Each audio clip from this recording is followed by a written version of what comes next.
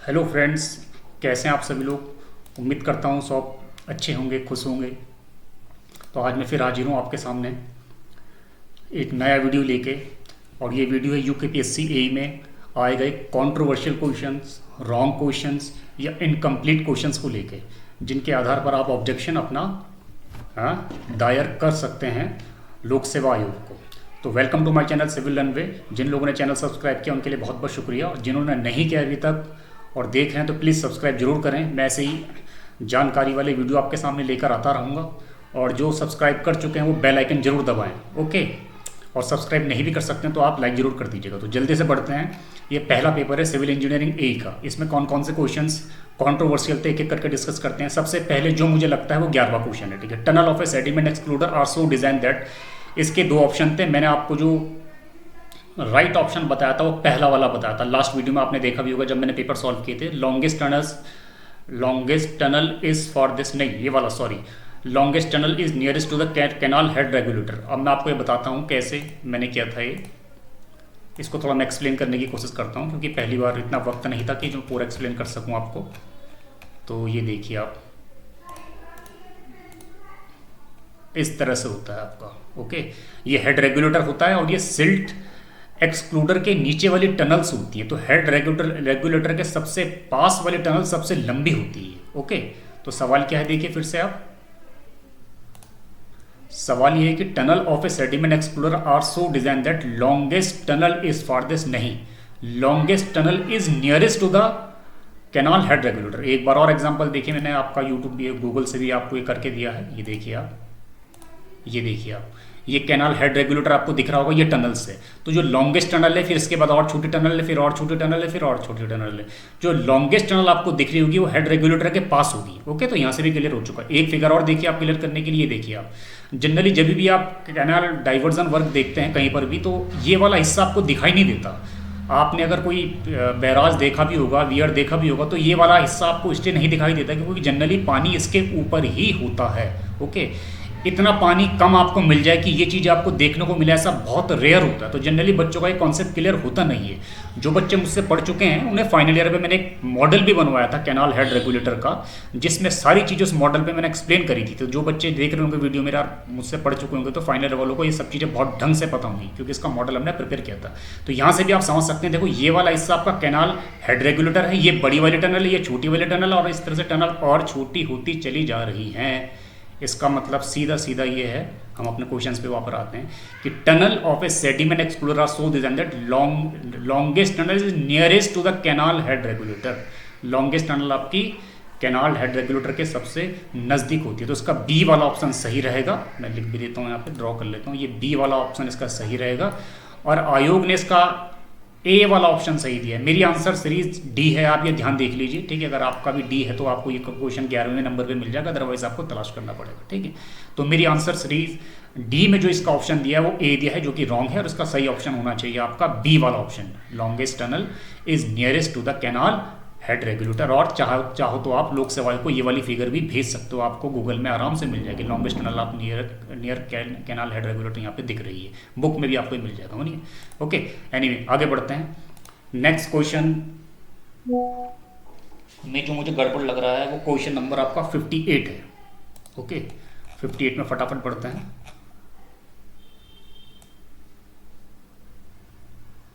ये देखिए आप, सॉइल मैकेनिक्स से सवाल पूछा गया था, सर्कुलर एरिया एटसेट्रा, पूरा आप ये पढ़ सकते हैं। क्वेश्चन नंबर 58 की बात मैं कर रहा हूँ। इसका सॉल्यूशन मैं आपको दिखाता हूँ। देखो, इसका सॉल्यूशन आपका ये होगा। ये लास्ट टाइम भी मैंने सॉल्व किया था, जिससे पहले मैंने पेपर आपका जब ये पहली बार सॉल्व कराया था आपका, उस टाइम भी ये सॉल्व किया था। मैं फिर से आपके बार दोबारा मैंने सॉल्व किया ताकि आपको चीज़ें क्लियर हो जाए। सबसे पहले तो आप इसका फॉर्मूला देखिए। कुछ बच्चे इसका फॉर्मूला ही गलत लिख रहे हैं। अगर आप किताब से देखोगे तो देखना 3/2 किसकी पावर है, कुछ लोग पूरे की पावर 3/2 कर रहे हैं, तो आंसर गड़बड़ हो जाएगा आपका, ठीक है। आप अगर किसी भी बुक में देखोगे तो फॉर्मूला सबसे पहले देखिए कि 3/2 पावर किस पोर्शन की है, ठीक है। यहाँ पे क्यू ए की वैल्यू 1 मीटर है, ए का मतलब रेडियस होता है, तो डाया 2 मीटर दे रखा, तो रेडियस 1 मीटर है, और 1 मीटर नीचे आपको वर्टिकल स्ट्रेस निकालना, तो जेड की वैल्यू 1 हो जाएगी। इस फॉर्मूले में अगर पूरी वैल्यू पुट करोगे तो आप 64.64 किलो न्यूटन पर मीटर स्क्वायर इसका आंसर आ जाएगा, ठीक है। अब मैंने यहाँ पर ये लिखा है कि एग्जैक्ट आंसर तो उसका 64.64 किलो न्यूटन पर मीटर स्क्वायर आ रहा है। ये क्लोज टू 100/√2 है। मैं ये कहूँगा कि 100/√2 को भी अगर आप कैलकुलेटर से सॉल्व करेंगे, मैं देखता हूँ कैसे सॉल्व करके, 100 डिवाइडेड √2 ये आ रहा है 70.7 आ रहा है। तो 64 को 70.7 के क्लोज भी नहीं कहेंगे, सब इससे भी थोड़ा दूरी पड़ रहा है, लेकिन 4 ऑप्शन में सबसे क्लोज ही लग रहा था, इसलिए मैंने ये टिक किया इसमें। तो देखा जाए तो इसमें 58 का 100/√2 भी बहुत दूर है, इसका मतलब कोई भी आंसर इसका सही नहीं है, ठीक है। बाकी वैल्यू तो ये बड़ी लग रही है मुझे, ठीक है। कोई भी वैल्यू 64.64 के आसपास नहीं पड़ रही है, इसलिए इसके 4 ऑप्शन में से कोई भी आंसर सही नहीं दे रखा है। आयोग को क्वेश्चन हटाना चाहिए। ओके, एक बार आप भी देख लीजिए अपना आप कैलकुलेट करके। नेक्स्ट क्वेश्चन है 66। देखो 66 में थोड़ा सा कंट्रोवर्सी हो रही है बच्चों के बीच में, लोग मैसेज वगैरह भी कर रहे हैं मुझे व्हाट्सअप में, ठीक है।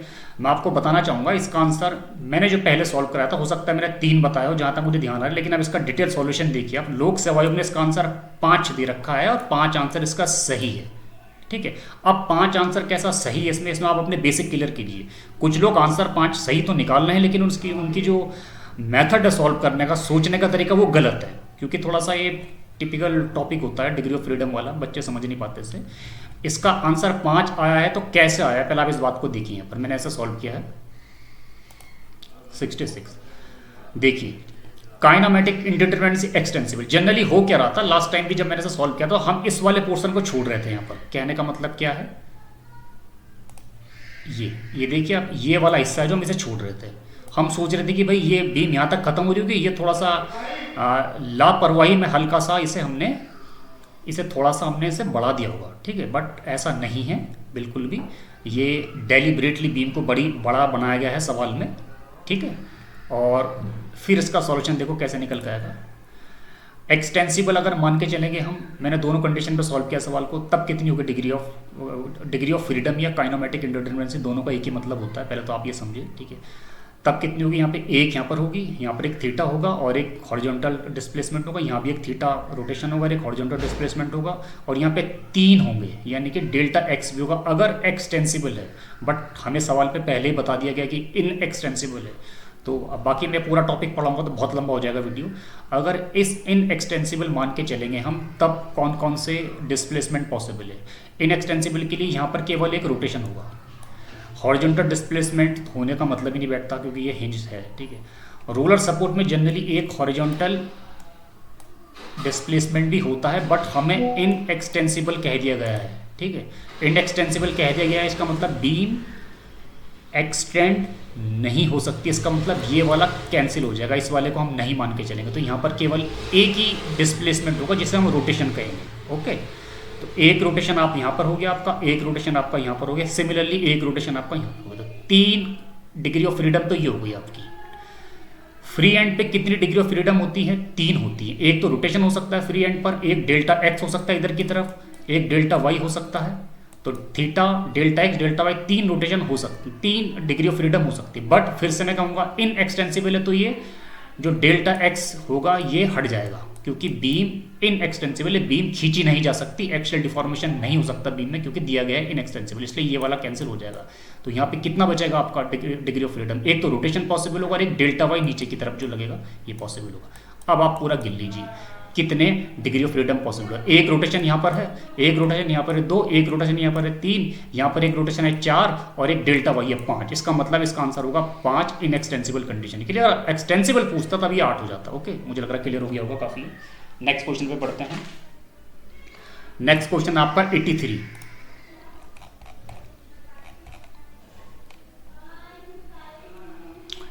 में देखो क्या होगा, मेंबर बीसी में, ये इस मेंबर पे आपको क्या पूछ रहा है, फोर्स पूछ रहा है।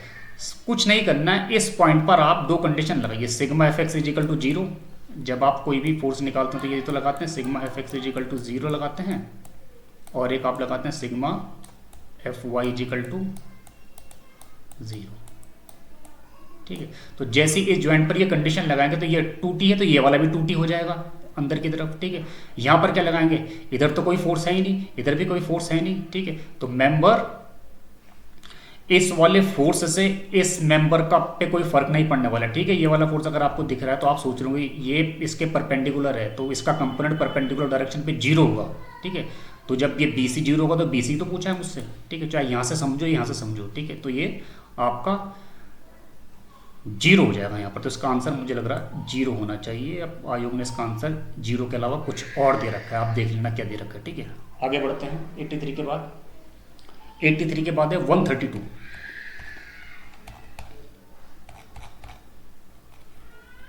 132 आपको मिलेगा यहाँ पर।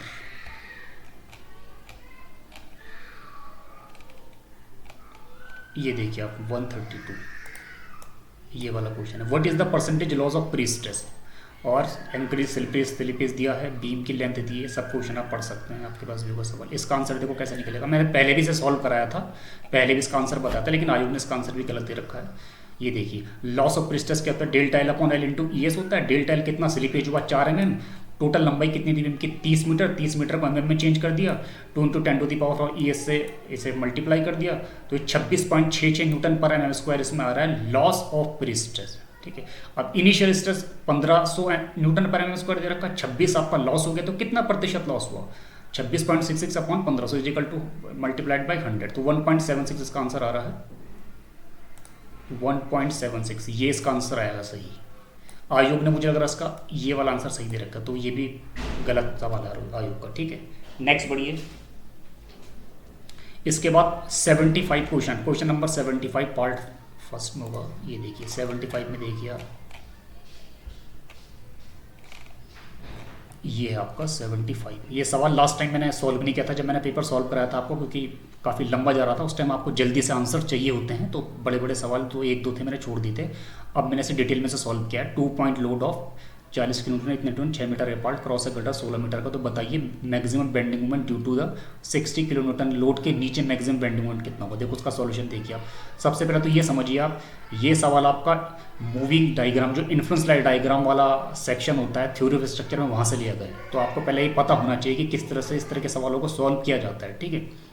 सबसे पहले देखो उसमें क्या करते हैं, 60 और 40 का जो रिजल्टेंट है ये आर है, ठीक है, थोड़ा आपको दिख नहीं रहा होगा, आर है इनका रिजल्टेंट। हमें सबसे पहले ये इस तरह के सवाल में ये कैलकुलेट करना होता है कि रिजल्टेंट कहाँ पे काम करेगा। तो रिजल्टेंट निकालने के लिए मैंने क्या किया, डिस्टेंस फ्रॉम ए ये वाला पॉइंट है, ठीक है, और ये है बी। तो मैंने डिस्टेंस ऑफ रिजल्टेंट फ्रॉम ए से निकालने की कोशिश की। कैसे निकाली, वही हम जो बचपन का फॉर्मूला पढ़ते थे, F1 x1 plus F2 x2 upon F1 plus F2, वही फॉर्मूला यहाँ पे लगाया मैंने। निकालने के बाद 2.4 मीटर ये डिस्टेंस आ गई। इसका मतलब इन दोनों का रिजल्टेंट जो कि 100 होगा, वो यहाँ से 2.4 मीटर की दूरी पर काम करेगा। पहले तो ये सॉल्व करते हैं इस तरह के सवालों में। अब आपसे पूछा गया है कि 60 किलोमीटर के अंडर में मैक्सिमम बेंडिंग मोमेंट कहाँ होगा। तो आपने जब टॉस का ये वाला चैप्टर पढ़ोगे तो वहाँ पे इस तरह के केस में ये लाइन आपको याद रखनी है, put centre of 60 kilonewton and resultant at the centre of the beam. कहने का क्या मतलब है, ये और 60 और आर के बीच का जो सेंटर है, ये आपको कहाँ पे उठा कर रखना है, बीम के सेंटर पे। बीम के सेंटर कितनी होगी, 16 मीटर लंबी बीम है, 8 मीटर इधर से 8 मीटर, यानी कि ये सेंटर मैंने यहाँ पे रख दिया। देखो ये सेंटर दिख रहा है आपको, ये इन दोनों का सेंटर भी है, मतलब 60 और आर के बीच में है, ठीक है। 60 और आर का भी यानी कि रिजल्टेंट के बीच का भी सेंटर है और ये बीम का भी सेंटर है। इस तरह से जब आप लोड को रखोगे बीम में, उस कंडीशन पे 60 किलो न्यूटन के नीचे आने वाला बेंडिंग मोमेंट, यानी कि इस सेक्शन पे निकलने वाला बेंडिंग मोमेंट, 60 के नीचे आने वाला bending moment maximum bending moment माना जाता है। ये कैसा है क्या है, इसका एक बहुत बड़ा डेरिवेशन होता है, बट सवाल इस तरह से सॉल्व होगा। अब हम क्या करेंगे, देखो हमें सिचुएशन पता लग गई है कि इस तरह से 60, 40 और आर को बीम में रखना पड़ेगा ताकि 60 के नीचे मैक्सिमम बेंडिंग मोमेंट आए। इस तरह से रखने के बाद अब आपको इस पॉइंट पर बेंडिंग मोमेंट निकालना है, इस सेक्शन पर बेंडिंग मोमेंट आपको निकालने की कोशिश करनी है। 2 तरीके से मैंने इसका बेंडिंग मोमेंट कैलकुलेट किया है, जो भी आपको समझ में आप मान सकते हैं। सबसे पहली फिलॉसफी मेरी ये इन्फ्लुएंस लाइन डायग्राम वाली, ये जो तरीका मैंने इससे सॉल्व किया है, ये इन्फ्लुएंस लाइन डायग्राम के हिसाब से मैंने सॉल्व किया। मैंने क्या किया है, इस सेक्शन के लिए बेंडिंग मोमेंट, इस सेक्शन पर बेंडिंग मोमेंट के लिए ILD ड्रॉ किया है पहले। तो इस सेक्शन पर बेंडिंग मोमेंट के लिए ILD क्या होता है, अगर इस सेक्शन पर मैं ये बेंडिंग मोमेंट ड्रॉ करूँ तो ILD इस तरह से होगा, और ये वाली जो ऑर्डिनेट होती है वो AB अपॉन L होती है। A आपका ये 6.8 हो गया, 16 में से आप 6.8 घटाएंगे तो आपका 9.2 B बच जाएगा। A ये है और B पूरा ये है, तो AB/L ये इसकी ऑर्डिनेट हो गई। 40 किलोमीटर के नीचे वाली ऑर्डिनेट भी हम निकाल लेंगे, ये सिमिलर ट्रायंगल से निकाल देंगे, ये पूरा ट्रायंगल और ये छोटा ट्रायंगल दोनों सिमिलर ट्रायंगल है, तो उस हिसाब से ये वाली ऑर्डिनेट मैंने निकाल दी है। अब सीधे सीधे बेंडिंग मोमेंट अंडर 60 किलोमीटर में हम क्या करते हैं, 60 इंटू मल्टीप्लाई करेंगे इसके नीचे के ऑर्डिनेट प्लस 40 इंटू मल्टीप्लाई करेंगे इसके नीचे की ऑर्डिनेट, तो 60 3.1 40 इंटू 1.36 289 किलोमीटर पर मीटर इसका आंसर आ रहा है। ठीक है, अगर आपको इस तरीके से समझ में नहीं आ रहा तो दूसरे तरीके से मैंने सॉल्व किया ऐसे। दूसरा तरीका देखो आपका क्या होगा, थोड़ा सा सही कर लेते हैं। आपको क्या करना है, इस सेक्शन पर बेंडिंग मोमेंट निकालना है ना 60 पर, ये वाला सेक्शन पे यहाँ पे निकालना आपको बेंडिंग मोमेंट इस सेक्शन पे। अगर आपको इन्फ्लुएंस लाइट डायग्राम वाला तरीका नहीं आता है, उसमें थोड़ी दिक्कत हो रही है, तो इस सेक्शन पर बेंडिंग मोमेंट निकालने के लिए तो आप सिंपल जैसे हम बेंडिंग मोमेंट निकालते ही हैं एसएफडी बीएमडी वाले चैप्टर में, वैसे भी आप बेंडिंग मोमेंट कैलकुलेट कर सकते हैं। रिएक्शन निकालिए आप यहाँ पे और सीधे यहाँ पे इस सेक्शन पर बेंडिंग मोमेंट निकाल लीजिए आप, फोर्स इंटू डिस्टेंस, तब भी आंसर यही आ रहा है। तो देखो क्या करेंगे, रिएक्शन निकालने के लिए थोड़ा सा आपको काम करना पड़ेगा, क्योंकि इस सेक्शन पर बेंडिंग मोमेंट निकालने के लिए मैं क्या करूंगा, ये रिएक्शन आर ए निकालूंगा, ये आर ए निकालूंगा और आर ए का 6.8 से मल्टीप्लाई कर दूंगा, सीधे बेंडिंग मोमेंट निकल आएगा इस सेक्शन के बाद। तो इसके लिए आर ए की मुझे वैल्यू चाहिए। आर ए देखो मैं कैसे निकालूंगा, माना ये लोड यहाँ पर है, तो इस सेक्शन पे आर ए क्या होता है, डब्ल्यू बी बाई एल होता था, डब्ल्यू ए बाई एल इधर होता है, डब्ल्यू बी बाई एल इधर होता है। सिंपली सपोर्टेड बीम में अगर डब्ल्यू लोड लगा है ए और बी डिस्टेंस पर, पढ़ा होगा आपने, बहुत बेसिक सा है। तो 60 किलो न्यूटन की वजह से यहाँ पे रिएक्शन कितनी आएगी, डब्ल्यू ये 60 इंटू बी की वैल्यू ये हो जाएगी, तो 6 into 3.2 9.2 W B upon L ये पूरी लंबाई है 16 मीटर। ठीक है, इसी तरह से 40 किलो न्यूटन लोड की वजह से यहाँ पे रिएक्शन कितनी डेवलप होगी, तो 40 into B by L 40 into 3.2 total 16 गई। तो इसकी वजह से यहाँ रिएक्शन कितनी हुई और इसकी वजह से यहाँ रिएक्शन कितनी हो रही है, उन दोनों रिएक्शन को जोड़ के आर ए निकल आएगा। तो इन दोनों को कैलकुलेट करेंगे, जोड़ेंगे तो 42.5 निकला। इसका मतलब आर ए की वैल्यू आपकी आ गई है 42.5। तो इस सेक्शन पर आपको बेंडिंग मोमेंट निकालना है, तो क्या करेंगे आप, ये आर ए 42.5 इंटू 6.8 कर देंगे। तो मैंने क्या करा, देखो सी पर बेंडिंग मोमेंट 42.5 आर ए की वैल्यू है, ये आर ए है, और 6.8 क्या है, इस सेक्शन इसके से इसके बीच की दूरी, तो 42.5 6.8 289। तो दोनों तरीके से आंसर आपका 289 आ रहा है। अब आप यहाँ पर देखेंगे, हमने यहाँ पे 289 का ही ऑप्शन है, 74 ये 75 नहीं, 206 थोड़ा सा करीब है, लेकिन इतना करीब नहीं है कि इसे हम आंसर मान सकें। तो यहाँ पे कोई भी आंसर आपका सही नहीं, तो इसका मतलब ये क्वेश्चन भी हटना चाहिए। आप भेज सकते हैं लोकसभा को कि ये क्वेश्चन आपका आप हटाएं। इससे पहले वाला 74 का आंसर आपको किसी भी बुक में मिल जाएगा, 0.211 इसका आंसर आता है हिंज वाला। ठीक है, नेक्स्ट बढ़ते हैं आगे, और कौन कौन से सवाल गलत हैं इसमें। फर्स्ट पेपर में तो मुझे यही सवाल रॉन्ग मिले हैं, और भी आप देख सकते हैं अगर आपको लग रहा है, लेकिन तभी आप इन्हें भेजना जब आप पूरा श्योर शॉर्ट हो, वरना आपके 50 रुपीज़ का थोड़ा आपको लॉस हो सकता है। ठीक है, बाकी सवाल मुझे लगभग सही नज़र आ रहे हैं। तो जो कंट्रोवर्शियल थे, जिसमें थोड़ा सा समझना था, वो मैंने आपको सवाल बता दिए 4-5। अब सेकंड पेपर में हम देखते हैं। सेकंड पेपर आपका ये वाला है, सिविल सेकंड पेपर में। सेकंड पेपर में क्या था, मोस्टली थ्योरेटिकल सवाल आ रखे थे, किताबों से उठा रखे थे। ठीक है, तो उसमें गलत होने के चांसेस बहुत कम लग रहे थे, ऑलमोस्ट सभी सवाल मुझे सही लगे।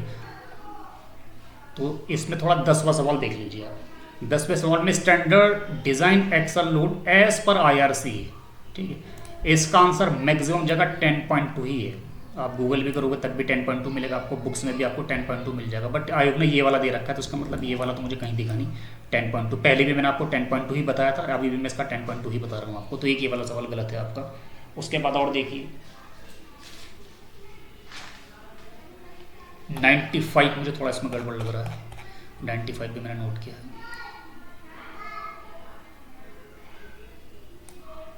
Non pathogenic bacteria cause the following water borne disease.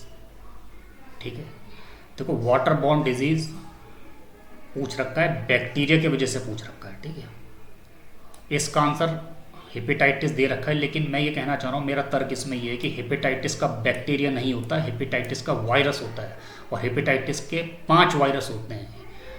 Okay, hepatitis A, B, C, D। Hepatitis A को जॉन्डिस भी कहते हैं, हेपेटाइटिस B सेक्सुअल डिजीज होती है, हेपेटाइटिस C भी आपका लीवर की ही कोई प्रॉब्लम होती है, और D भी इस तरह से आप देख सकते हैं। बट इतना मुझे कन्फर्म है कि हेपेटाइटिस के वायरस होते हैं, बैक्टीरिया नहीं होते हैं। यहाँ पे इसने नॉन पैथोजेनिक बैक्टीरिया पूछा गया है। ठीक है, cause the following water borne disease. ऊपर से नॉन पैथोजेनिक भी पूछ दिया। कॉलेरा टाइफाइड होते हैं पैथोजेनिक से, अगर पैथोजेनिक होता तो हम ये वाला आंसर मान लेते, ठीक है, लेकिन नॉन पैथोजेनिक पूछ रहा है तो ये भी नहीं मार सकते हम, क्योंकि तो इसके हिसाब से मेरा जो लग रहा है इसके, मैं इसमें डी के साथ जाना चाहूँगा।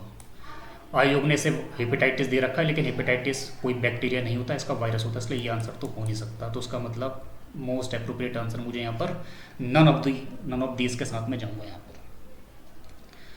एक मुझे और सवाल इसमें गलत मिला है, दैट इज 99 में इस pipe through which waste carry human एक्सटेज में सॉइल पाइप ज़्यादा लग रहा है। वेस्ट पाइप अपना बनाया हुआ शब्द है, वेस्ट पाइप का इस्तेमाल करते नहीं हम टेक्निकली।